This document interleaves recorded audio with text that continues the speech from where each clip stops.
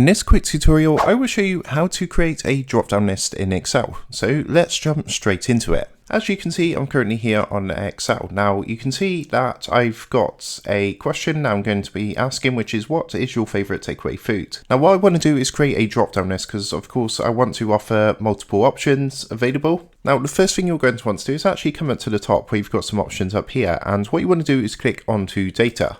Next, what you want to do is come across to the right and you want to look for this one which says data validation. Go ahead and give that a click, and that's going to bring up a window that looks similar to this. So from here, you want to make sure you're on settings. So if you look at the top, you've got these three options. You want to click on settings, and underneath allow down here, you want to click onto the drop down box. And what you want to do is just scroll down until you see list and go ahead and give that a click. Now you can just simply enter your choices into here. So where it says source, what you want to do is enter your choices separated by a comma. So in my example, I'm just going to go ahead and put pizza, curry, and as you can see, I'm putting a comma between each one, or burger.